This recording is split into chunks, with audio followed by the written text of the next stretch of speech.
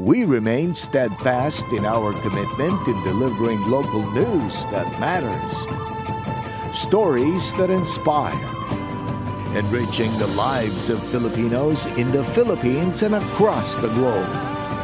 This is your GMA Regional TV. Buong puso para sa Pilipino. Mga balita, gatututukan, subong sa One Western Visayas.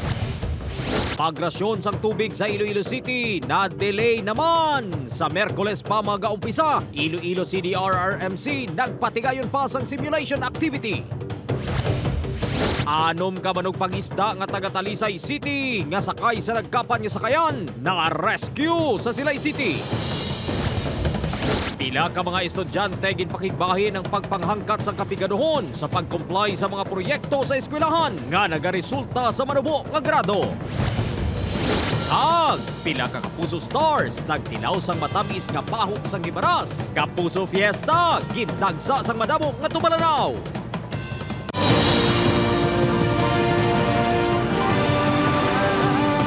Ini ang GMA Regional TV 1 Western Visayas. Mayong hapon, ini ang 1 Western Visayas, masaligan sa Saran sang kamatuoran kagulasang ginadampigan. Ako si Jethro Charlatan, live sa GMA Iloilo Station. Magadulong sa inyo sa pinakadako, kagkomprensibong mga balita sa Kabisay na Katungdan. Ako si Adrian Prietos, live diri sa GMA Bacolod Station. Kag makaupod man naton sa hindi gid lamang madugay sa pagdulong sa balita si Kapuso Zen Kilantang Sasa, live sa Barangay Pandak, Pavia, Iloilo.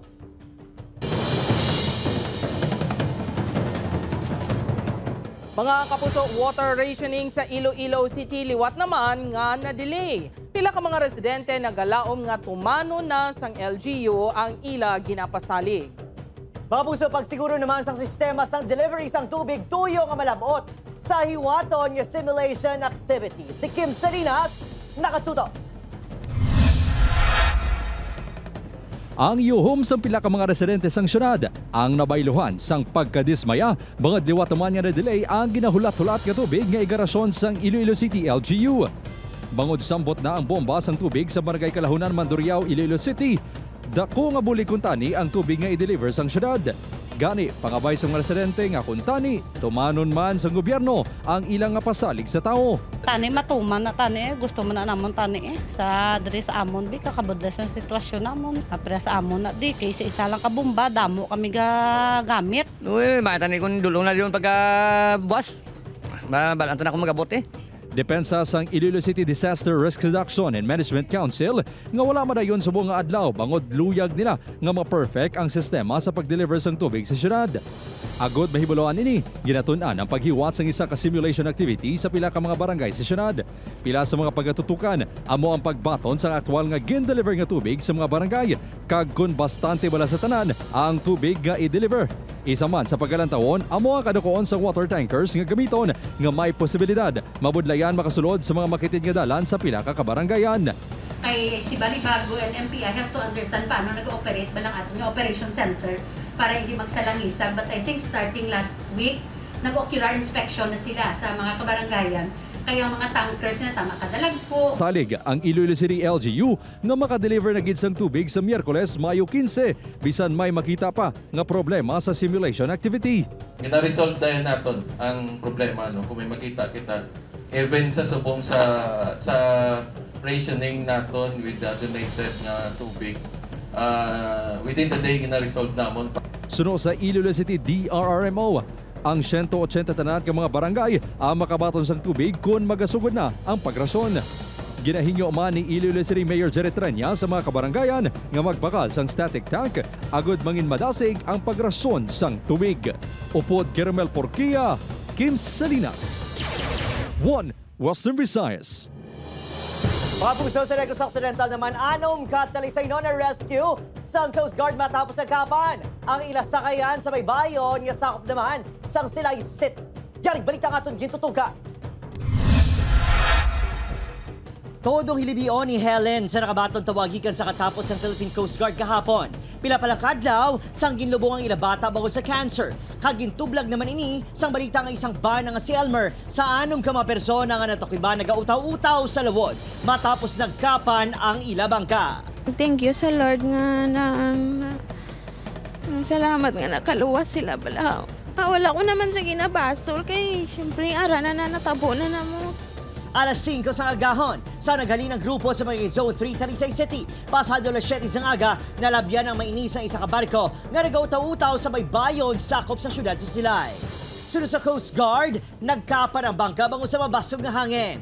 Kadaman sa anumang hindi manugpangisda, kag nahagaran lang, agud may suludanon man kahapon. Do trauma mo ni po, why man nga po, hindi mo malobrat mo. Doon balo kay Papa nga, hindi magluwat. Ginibisigaran sa Coast Guard Station Northern Negros Occidental ang mga papeles sa asang sakayan kakaisang mandatory insurance coverage kag kung may kapaltahan ang tag-iyas ng bangka. Dapat may mga jackets. Okay. Dapat kumplito sila sa mga survival needs. Insured ang kanilang bangka at saka yung mga fisherman may insurance po. Sa in case na may mga mangyari. Pag-ako sang nagadumalas ng bangka, pinakapapeles kakaisang rekisito sa marina ang ginaproseso pabangod bagong sakayan. Taga tuiga pa sa may bagong pambot. Ang iba niya mga daan ng pambot may ano niya, may permit na. Ang iban way pa kay gina-process pa na sa city. Nakapauli na sa ila pamilya ang mga biktima.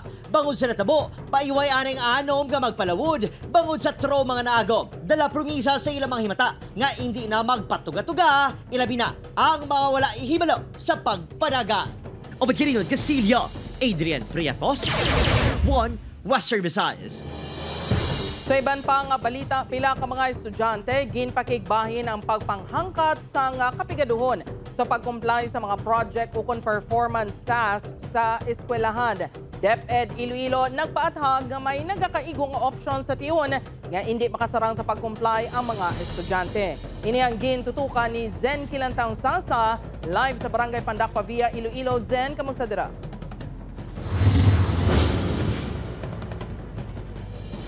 Jerkin pahayag sang DepEd nga wala sang dapat kabalakan ng mga estudyante kung hindi makasarang sang requirements sa eskwelahan bangod may alternatibo man nga ginahatag ang mga maestra para mapasaran ang subject. May mga tion nga may mga rekisito sa eskwelahan nga nagakinahanglan sang kwarta agud makabakal sa mga kinahanglanon ng mga estudyante.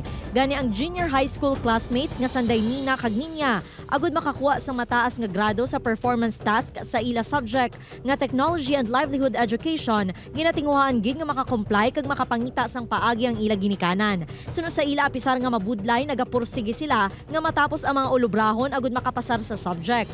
Sa performance task nagabawi ang grade namon kay kung kisabala ang quiz namon nubo pero ginabutong sa performance task. Hanggang baka man ang kinanglan may performance task kamo may kinanglan backload mo nimo na gatag na sila dayon. Mauli ka ba lang basa ma hindi na 60% hatag nila. Uinan. Santo sa DepEd Order No. 8 Series of 2015 o kon Policy Guidelines on Classroom Assessment para sa K-12 Basic Education Program. Ang subject sa grades 1 tubtub senior high school ang may 3 ka component nga ginasunod pareho sang written work, performance task, kag quarterly assessment. Ang kabugaton sang tagsa ka component magadepende sa mga subject nga ginakuha sa mga estudyante. Halimbawa, sa mga subject nga mas kinahanglan sang application sang theories, mataas ang ginahatag nga porsyento sa performance task pareho sa MAPE kag TLE nga 60%. Ginpahayag sang DepEd nga kung hindi masarangan sang estudyante ang requirement, may mga alternatibo man nga pwede himuon. Pwede ginaistoryahan with the subject teacher kung anong pwede nga mga alternatives, no, para at least in lieu of for example, no, mga amo na nga based sa mga competencies man nato, no, importante nga ang mga kailangan mga performance tasks and other activities are still aligned with the competencies of the subject. So depende na sa nangin agreement, no, sa mga kabataan with the subject teacher. Dugang pa sang DepEd sara nga makakuha ang isa ka learner sang grado nga 60%. Sa mga ginabudlayan nga kabataan, pwede naman makabulig ang manunudlo. Pag-compute sa initial grade, gina-transmute pa ina siya. And based on the transmutation table, the lowest grade that can be given to a learner is 60. No, kung ang initial grade sang bata halin sa tatlo ka mga components is between 0 to 3.99, no? So pwede siya, no? Pwede siyang muna ang pinakanubo. That is why also, no, nga importante man nga line of communication between the learner kag the teacher, also ang parents open. Sangdam naglang, isa ka estudyante ang nagtaliwan sa Maasin Iloilo, kag ini ang ginaangot sa manubo nga grade nga nabaton sini. Nagpalabot na sang pagpakigsimpatya ang DepEd Central Office sa pamilya sini, samtang ginahulat pang opisyal nga investigasyon sa insidente. Jert dugang pasang DepEd sa tion nga may duha ka failing grade ang isa ka learner kinahanglan nga magpatigayon sa remedial classes kag dapat pasaron sang estudyante agud maka-proceed sa next grade level. Apang kung ang isa ka estudyante naman may masobra 3 ka failing grade ang mag-retain naman ini sa iyang grade level. Jert? Madam Oged, nyo salamat sa update. Kapuso Zen Kilantang Sasa. Tama-tama ka po sa pag-ako sa New People's Army o NPA sa pagpatay sa pila ka mga individual sa probinsya ginakondena sa Negros Occidental Police Provincial Office. Nakatutok ay Eileen Pedreso. Pag-aimbestigaran sa Negros Occidental Police Provincial Office ang pagpatay sa mga individual sa Negros Occidental nga ginapahayag kay nuan sa New People's Army. Ginakundi naman sang NOCPO ang pagpatay sa mga biktima nga hayag nga ginaako sa rebelde nga grupo. As we heard to kapos lang sa ila ako lately sa aton nga so ginakondemn nato. Madumduman nga pila sa mga biktima ang ginapahayag ginpatay sang NPA. Bangod ginaaligara sa mga ini nga asset sang kapulisan kag militar. Lakip sa mga ginako sang NPA ang pagpatay sa empleyado sang isa ka resort sa Kabangkalan City nga si Myra Bilangdo sang Abril 21. Lakip man diri ang manuguli nga si Albert Goles nga ginpatay naman sa barangay Inulingan sa banwa sang Moises Padilla sa Abril 24. Kag ang pinakaulihi, ang Chief Tanod sa barangay Kamindangan sa Sipalay City nga si Donnie Baculi nga ginpatay sang Mayo 3. Ginpasiguro sang kapulisan nga pagatutukan ang mga kaso. Sa mga previous nga tuig tamo na tamagin file against sa ila. We assure that them that we will not rest until we find out who are behind the killings. Una na nga nagpaandam ang rebelde nga grupo pinaagi sa ilagin pagwa nga statement. Batok sa sinuman nga nagapagamit sa militar kag kapulisan. Upod Geruel Bangoy, Eileen Pedraso, One Western Visayas. Opisyal sang pulis nga nakasagaid sang estudyante sa barangay Sambagharo, patay matapos nakabunggo sa poste. IPPO nagapakig-unong sa pamilya sang pulis. Si Kim Salinas nakatuto. Matunog nga lagapok ang nabatian sang isa ka security guard sa barangay Sambagharo, Iloilo City, Biyernes sang hapon. Sang ginsekyar, iyan na sa puan ang nagahigda nga lawas sang isa ka pulis nga ginkilala kay Police Major Solen Domingo, Chief sang Logistics and Supply Office sang Iloilo Police Provincial Office. Pag-upas sang helmet, amo to sa nga do nagsukal siya dugo. Tabunan ko ng sang bayo para di siya minitan. Gahulag pa siya, pero do amat-ama na to do mahina na gid siguro ang pitik sang pulse rate. Gilayon nga na ngayon sang bulig si Rex sa otoridad. Sa investigasyon sa kapulisan, posible na dulaan sa kontrol sa ginamanehong motorsiklo si Domingo matapos nakasagid sa nakatabok nga 19 anyos nga estudyante sa pedestrian lane rason nga nakabunggo ini sa street light kag nagtabog. Bangod sa impact, nakaago minis ang pilas sa ulo.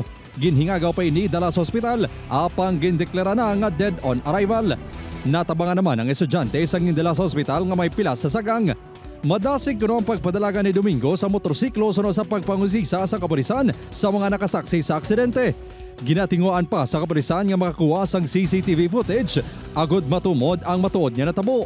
Impact pag-isagait ni Major Domingo sa bata, either nga dasig ang yadlagan or wala niya ma-release ang throttle sa iyang motor, mo pa motong impact sa iyang motor sa may poste. Ginkasubo sang Iloilo Police Provincial Office ang wala ginalauman nga kamatayon ni Domingo. Nagpalabot man ini sang pagpakigunong kag naghatag sang cash assistance sa pamilya sang pulis. Ang aton man nga officer in charge, nagakano man nga mag-hiwat no sang isa sa kamisa nga i-dedicate naton para sa aton sining nagtaiwan niya upod. Upod Caramel Porquia, Kim Salinas, 1 Western Visayas. Exciting mga puso, sigurado nga mangin mas nasadya ang Balbagan Festival sa Banwa sa Binalbagan Negros Occidental bakod makiselebrate ang aton mga kapuso star. Updantas ng Daivian Valentin, Prince Clemente, Andrea Torres ug John Vic de Guzman sa aton kapuso fiesta 7 p.m. sa Binalbagan Concert Ground. See you there mga kapuso! Hi sa mga kapuso natin dyan sa Negros Occidental, fiesta na naman. Kaya join us para sa Kapuso Fiesta Balbagan Festival on May 15, 6 p.m. See you there!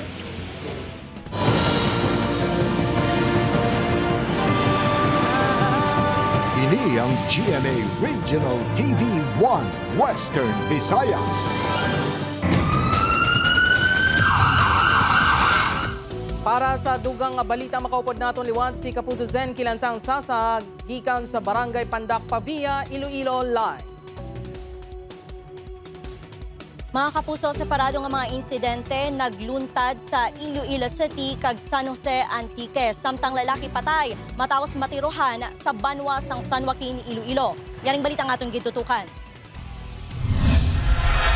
3 pilason sang ginpang buno kag ginsumbag gamit ang Bichicorno sa Barangay Takasharo, Iloilo City alauna kainasang kaagahon. Base sa pagpangusisa sa otoridad, nagasakay sa motorsiklo ang 4 ka lalaki apang inyang naaberiya sa among lugar. Sang nagpanaog ang mga biktima para kay uhon ng motor, sila ang ginatake sang 2 ka mga sospek. Wala naman napilasan ang isa ka upod sa mga biktima. Padayon ang pag-ayam sa otoridad sa mga sospek. Isa sa mga inyang ginapasuni 21 anyos nga pumuloy sang Pavia, Iloilo. No, sa akong pagpulo pamangkot, ginpratikan sila sang 2 ka tao. Kag wala na sang damo nga istorya. Ang isa may nagpamuno, ang isa may Bichicorno nga nakaigo sa isa sa ulo. Patay ang 2 ka mga construction worker kag pilaso naman ang 2 ka mga kaopdanan sa mga inisang ginpang buno sa Barangay Supa, San Jose Antique kagabi. Ginatudlong nga sospek ang ilaman kaupod sa trabaho. Ginapayag nga isa sa mga napatay ang ginbuno samtang nagapanghihi. Nakapangayo pa inis ang bulig sa mga kaopdanan sa barracks. Rason nga ginpang buno man ang mga ini kag nagkalapilasan. Kainas ang agay sa pagid nila kaupod ang nasapuan nga patay malapit sa construction site ang nagpangbuno sa iban pang mga biktima. Ang ginapatihan naghimo man sini. Padayon pa nga ginapangita ang sospek matapos magpalagyo. Patay ang 54 anyos nga lalaki sang gintiro sa makapila ka beses sa Bicho Katigpan, Barangay Lawigan, San Joaquin, Iloilo, Sabado sang kaagahon. Sa pagpangusisa sang kapulisan nakita sang sospek nga si alias Kano ang biktima nga si alias Apa nga nagahigda sa baylihan kag ginahagad nga magwa. Sang nakagwa na may komosyon nga nagluntad sa duha. Kag dirigin labo sang biktima ang sospek apang wala na igo. Nagbalos ang sospek kag gintiro ang biktima sa makapila ka beses nga gintunaan sang iya kamatayon. Pagtimalos ang ginatudlo motibo sang krimen. Yara na sa kustodiya sang San Joaquin Police ang sospek matapos nag-surrender. May daan sa ngay butanon na bala tungod sa ang biktima naton nakapatay ni sang pakaisa sang aton na suspect. Upoy kay Cirilo Randuque, Zen Kilantang Sasa, 1 Western Visayas.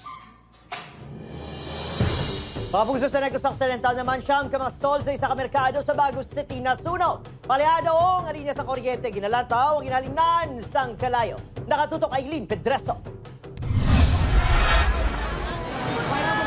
Makita sa video nga ini ang pagkinarankaran sa mga residente matapos ginlamon sang kalayo ang mga stall sa merkado sa Barangay Don Jorge L. Araneta sa Bagos City Biyernes ng gabi.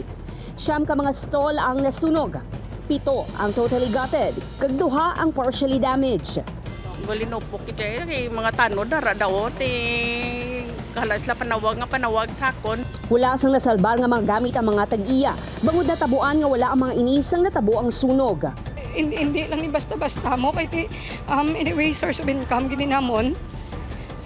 Medical sang mama ni mama dire namon ginakwa. Sunod sa supervisor sang fire substation sa Maaw, madasig nga naglapta ang kalayo. Bangod human sa light materials ang mga balaliyaan, kagabok naman ang mga ini. Palyado na kuryente ang posible gintunaan sang sunog sunod sa BFP. Posible electrical in nature ang aton nga cause of fire. Posible base man sa kadaanon balasang aton nga market. Naglabot sa 3 million pesos ang danyo sa hinbilin sa sunog. Nagpasalig ang barangay nga makabaton sa bulig ang mga apektado. Kagam nga sa barangay amon panangat yung tinguhaon nga makahatag man kami assistance sa ila kay emergency meeting muna kami. Sa Concepcion, Iloilo, nasunog ang duha ka bahin sang Mount Malabhag sa Pandi Asukar Sabado sang aga. Domingo sang hapon na sang nagdeklara ang BFP nga kontrolado na ang grass fire. Sunod sa Concepcion BFP, posible nga may nagpanguling sa lugar ason nga nagluntad ang grass fire. Aminado ang BFP nga mabudlay ang pagsaka sa lugar bangod mataas nga porosyon sang bukid ang nasunog. Ginapahanumdom naman sa mga residente nga likawan ang pagpanguling nga masami gintunaan sang pareho nga insidente. Naman sa posibilidad, ma'am, nagpangkakuling bala dito sa babaw, ma'am. Siguro hindi nila guro monitor mo lamang, ma'am, kasi siyempre nakaplapat man ang area, ma'am. Opo, Gerwa Banggoy, Aileen Pedraso, 1 Western Visayas. Mga kapuso, isa sa mga nagpangibabaw sa runway challenge sa Miss Universe Philippines ang pambatos ng Iloilo City nga si Alexi Bru. Ginanunsyo sang Miss Universe Philippines Organization nga lakip sa top 5 sanday Alexi May Brooks, Angel Rose Tambal sang Leyte, Maria Atisa Manalo sang Quezon Province, Matea Mahal Smith sang Florida, kag Stephanie Faye Herona sang Quirino. Ini ang nabase sa numero sang online votes pinaagi sa MUPH application. Ang mga top winner ang automatic na nga makasulod sa finals. Panginbulahan sa imo, Alexi.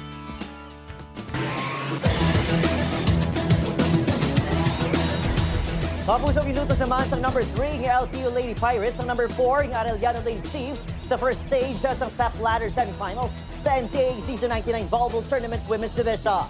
Post ini makasumpong sa Lady Pirates, ang number 2 ng Letran Lady Knights para sa kagayunan nga malabot ukol makalabot sa finals kung saan nagahula ang defending champ nga Binild Lady Blazers.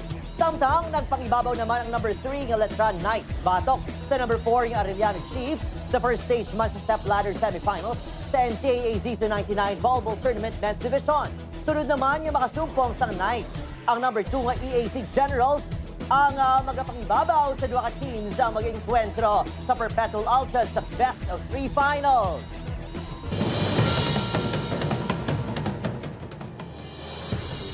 Naglabot sa 315 katawang napatay bangod sa flash flood nga nagluntad sa Northern Afghanistan. 1,600 naman ang nagkalasamaran bangod sa insidente. Pila man ka mga residente ang nagpahayag nga wala sila sa pagkaon, tubig kag ilistaran bangod sa halit nga gintugas ang pagbinaha. Linibo ka mga balay ang ginpangguba sang tubig baha. Ini ang nag-aanod man sa madamo nga kasapatan. Nagpadala na sa mga helicopter sa apektado nga mga lugar ang gobyerno para magbulig sa mga stranded nga pumuluyo.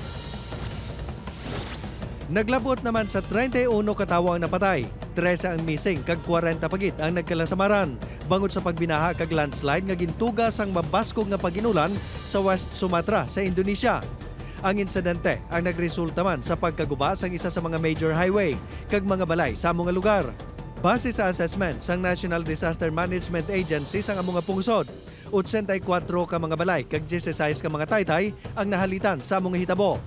Nagpadala naman ang gobyerno sa mga heavy equipment para magpatigayon sang clearing sa mga apektado nga lugar.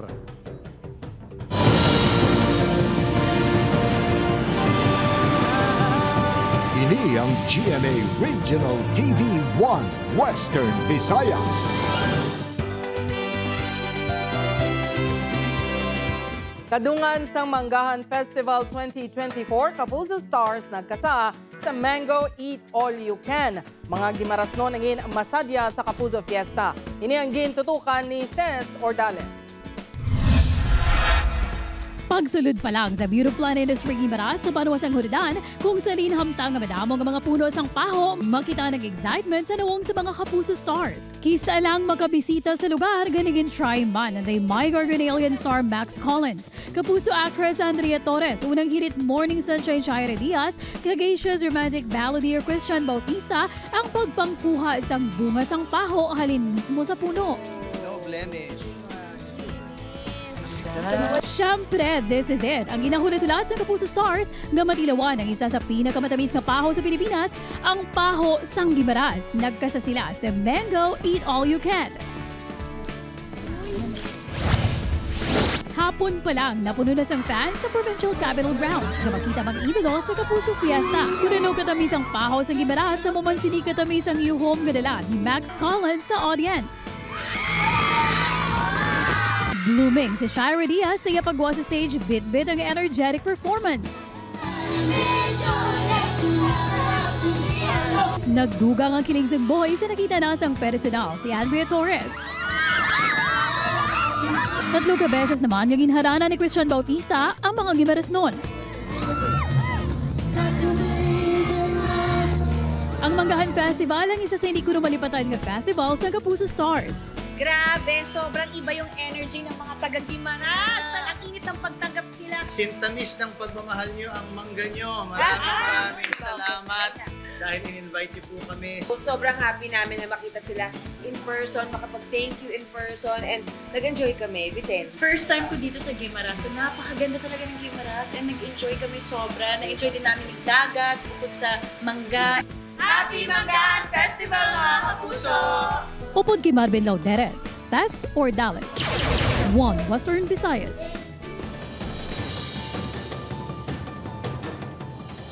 Panibagong good news para sa aton mga kapuso nga motorista. Padayon yung mga dubo presyo ng gatong subong nga semana. Big time rollback sa presyo ng gasolina bangod ining mga dubo sang 2 pesos kada litro.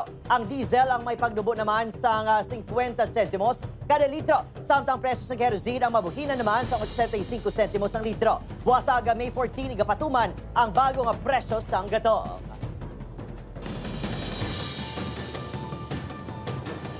Kapuso, ready ka na bala para malabot ang imong career goals? Maghulag na kag mangin kabayon sa leading broadcast network sa Pilipinas. Yari ang mga bakanting ang posisyon sa GMA Network subong May 2024. Laundry clerk, wardrobe and costumes clerk, Abra TV transmitter technician, Antipolo TV transmitter technician, Batanes TV transmitter technician, Luzon Field measurement engineer, Malolos TV transmitter technician, electrical mechanical maintenance technician, lightsman kag media technician 1. Sa mga interesadong aplikante, pwede ka mo magbisita sa www.careersgmanetwork.com.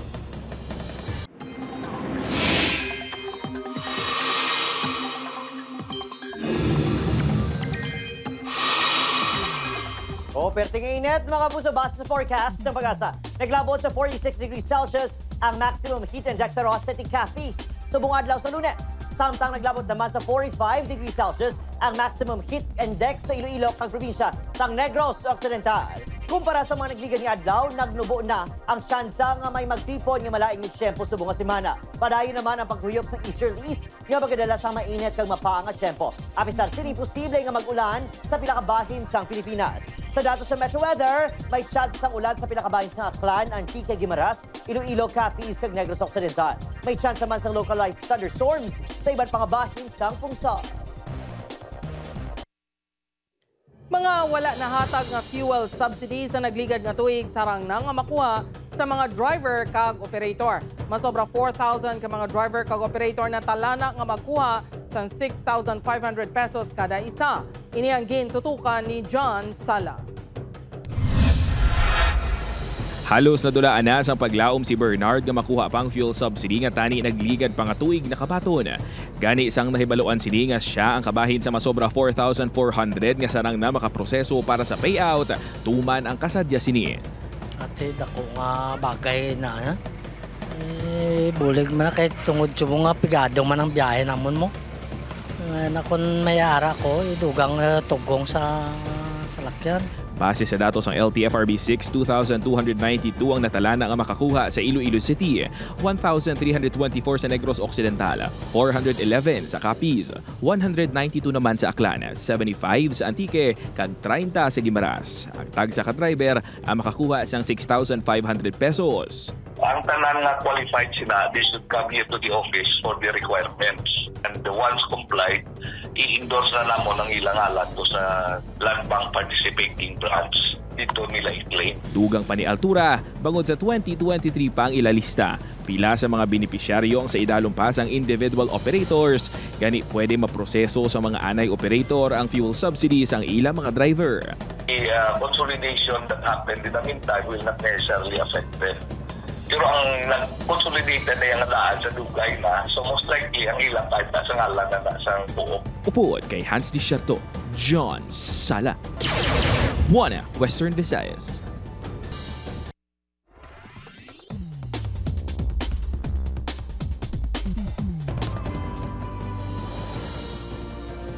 Sa atin mga kapuso din sa Western Visayas at Subuman, sa atin mga kapuso abroad, madamo salamat sa pagtutok. Ako si Adrian Prieto. Kapuso mag-isa kita kagibalo ng mga balita tungod local news matters. Ako si Jethro Charlatan, ini ang One Western Visayas, bugos nga puwersa para sa mas dako nga misyon kag mas masangkat nga pagserbisyo sa pungsod.